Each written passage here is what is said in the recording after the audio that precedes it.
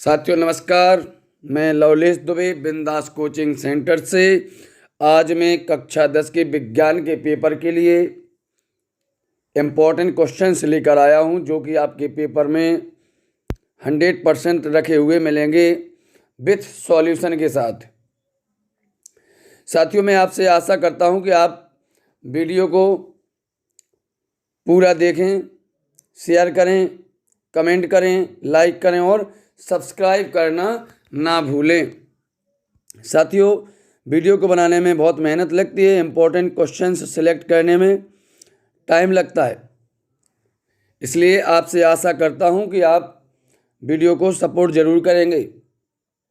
यदि आप पूरे वीडियो को देखते हैं तो मैं 100% गारंटी के साथ कह सकता हूं कि आपके पेपर में तकरीबन 55 से 60 नंबर के क्वेश्चंस 100% रखे हुए आपको मिलेंगे।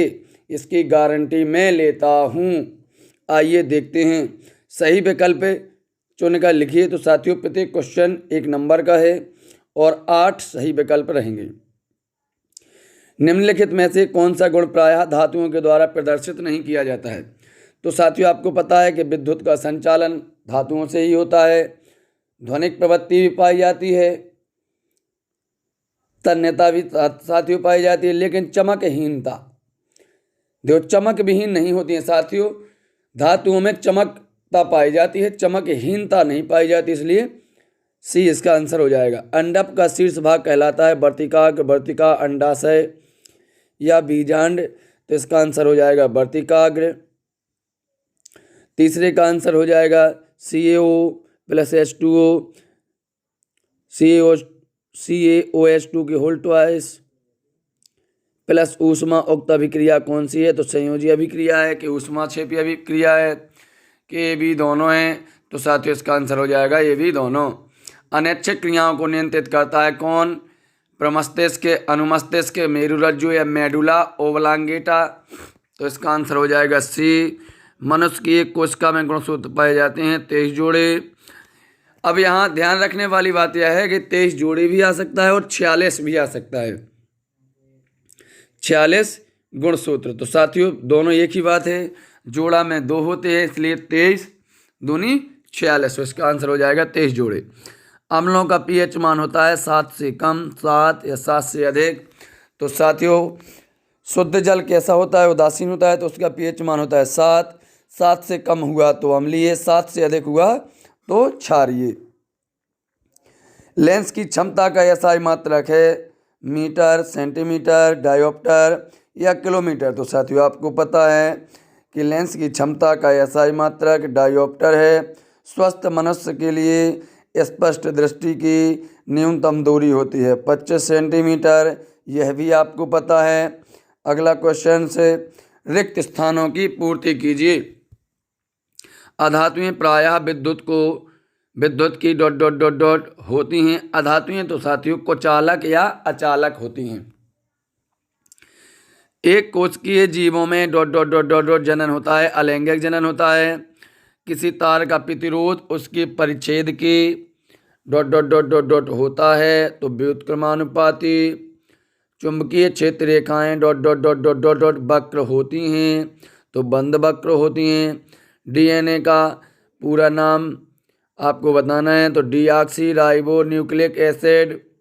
वस्तुओं को हम प्रकाश की उपस्थिति में देख सकते हैं।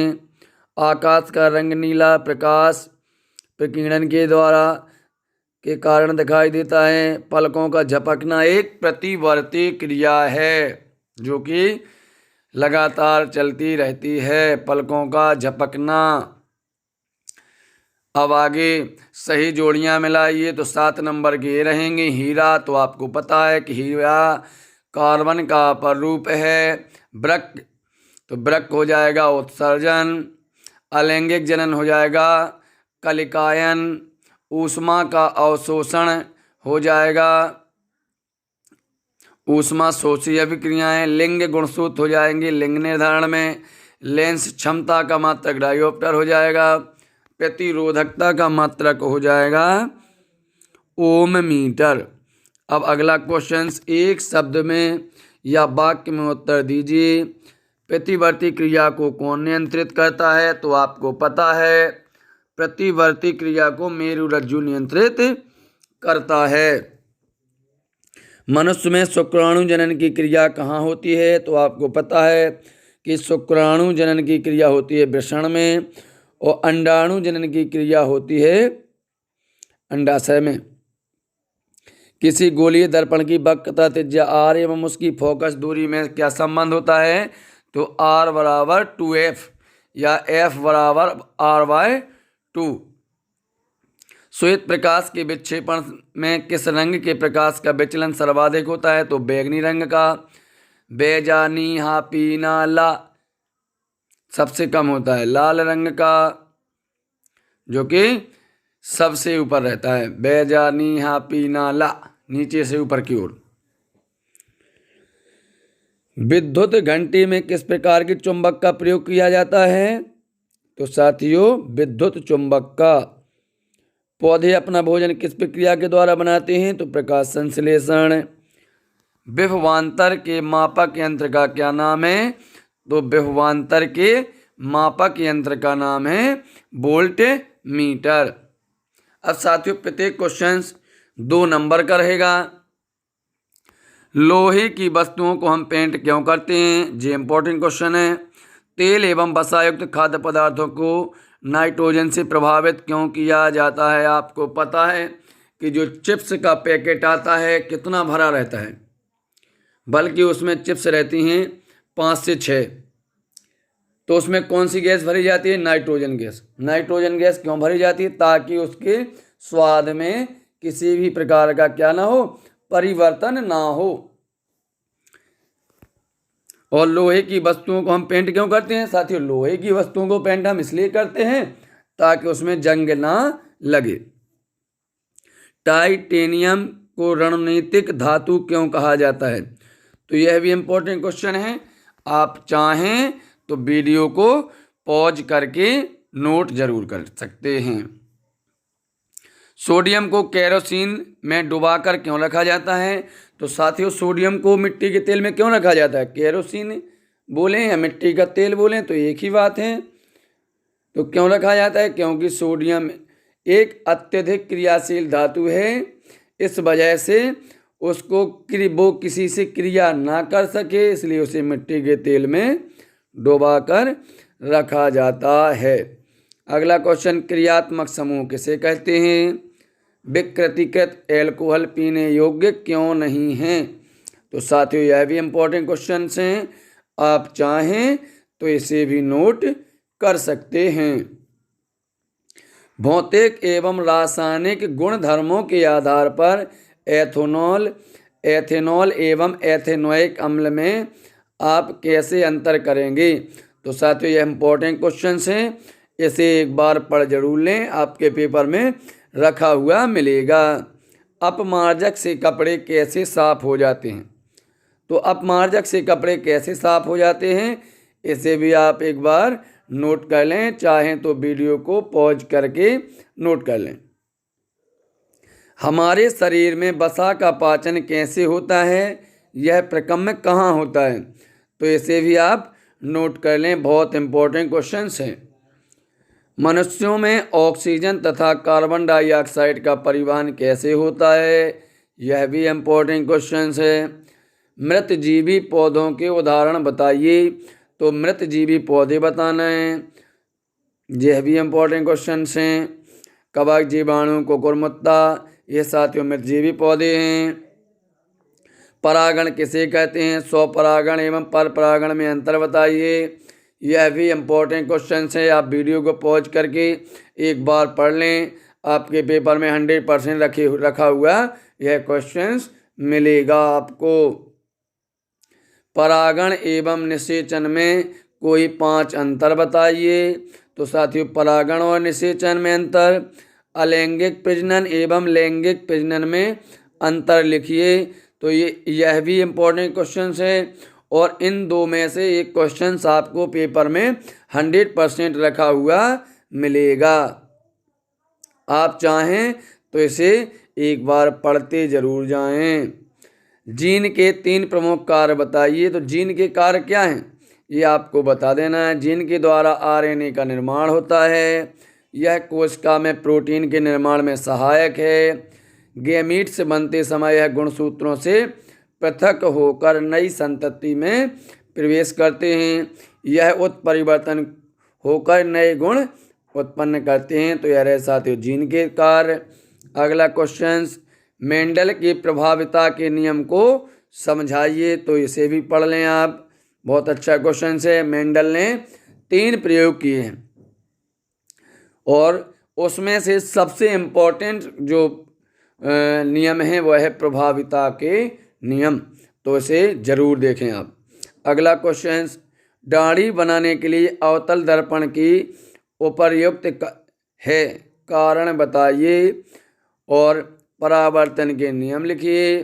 तो यह इम्पोर्टेंट क्वेश्चन है। परावर्तन के नियम है, आपतन कोण का मान सदैव परावर्तन कोण के बराबर होता है। आपतित किरण अविलंब तथा परावर्तित किरण सभी एक ही तल में स्थित होते हैं। तो ये इम्पोर्टेंट क्वेश्चंस हैं और इसकी भी पेपर में आने की संभावना 100% है। अगला क्वेश्चन, हम वाहनों में उत्तल दर्पण को पश्च दृश्य दर्पण के रूप में वरीयता क्यों देते हैं? हम वाहनों में उत्तल दर्पण को पश्च दृश्य दर्पण के रूप में वरीयता इसलिए देते हैं ताकि वह किसी भी बड़ी वस्तु का प्रतिबिंब वह छोटे रूप में बना सके। और उत्तल दर्पण का यह कार्य होता है, जैसे ट्रक आ रहा है सामने से, तो अब ट्रक और शीशे के आकार में बहुत फर्क है, लेकिन ट्रक का पूर्ण प्रतिबिंब आपको दिखाई दे सके, इसलिए वाहनों में उत्तल दर्पण को पश्च दर्पण के रूप में वरीयता दी जाती है। अवतल दर्पण के कोई 3 उपयोग लिखिए। तो ये रहे साथियों अवतल दर्पण के उपयोग, दाढ़ी या हजामत बनाने में, डॉक्टरों के द्वारा नाक कान गला इत्यादि की जांच करने में, टॉर्च सर्चलाइट या वाहनों के लैंपों में परावर्ती के रूप में। तो ये रहे साथियों अवतल दर्पण के उपयोग। अपवर्तन के नियम बताइए और लेंस क्या है इसके प्रकार लिखिए। तो साथियों प्रकाश के परावर्तन के नियम और अपवर्तन के नियम में से एक क्वेश्चन आपको 100% पेपर में रखा हुआ मिलेगा, इसे एक बार पढ़ जरूर लें। विद्युत धारा के ऊष्मीय प्रभाव के अनुप्रयोग लिखिए।